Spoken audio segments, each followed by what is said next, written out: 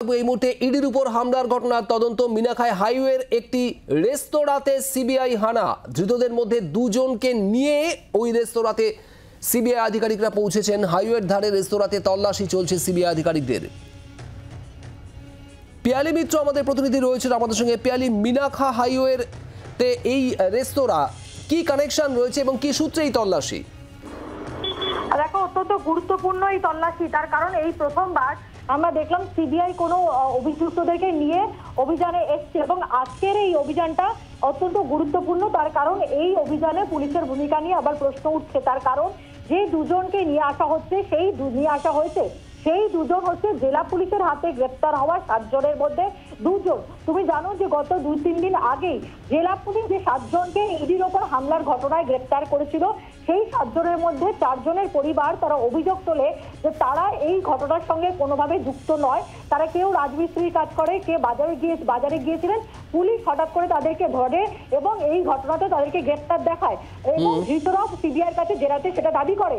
গতকালকে আমরা দেখি আদালতে সিবিআইয়ের তরফ থেকে তারাও দাবি করে যে তারা এই 7 জনকে জিজ্ঞাসাবাদ করতে চাইছে অন্য একটি মামলাতে। তার কারণ জেলা পুলিশ যে এই 7 জনকে গ্রেপ্তার করেছে তাদের গ্রেপ্তারি এবং কাস্টাডি নিয়ে বেশ কিছুটা সংশয় রয়েছে এবং আজকে এই দুজনকে এখানে নিয়ে আসা হয়েছে। তার কারণ তারা সিবিআই জেরায় যেটা দাবি করেছে যে বেআইনি ভাবে ইডির ওপর হামলার ঘটনায় তাদেরকে আটক করার পর এই যে একটা হোটেল কাম যে রেস্তোরাঁ রয়েছে একটা, সেখানে তাদেরকে প্রথমে আটকে রাখা হয়, ডিটেন করে রাখা হয়। পরবর্তী সময় জেলা পুলিশের তরফ থেকে ইডির ওপর হামলার ঘটনায় তাদেরকে গ্রেপ্তারি দেখানো হয়।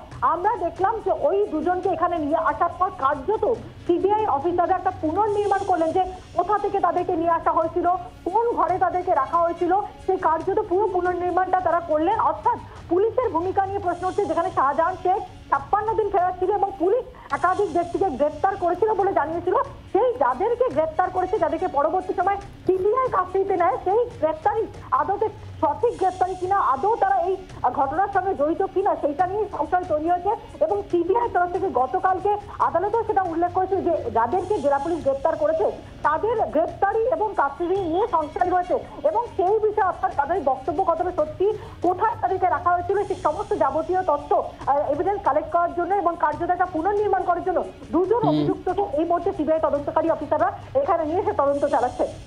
পিয়ালিকে এই মুহূর্তে তল্লাশি চলছে সেখানে?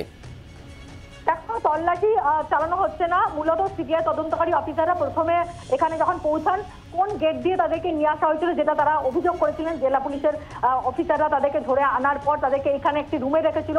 কোন গেট দিয়ে নিয়ে যাওয়া হয় সিবিআই অফিসারদেরকে, সেই গেট দিয়ে ওই 2 জন অভিযুক্ত সেখানে নিয়ে যায়, কোথায় তাদের রাখা হয়েছিল।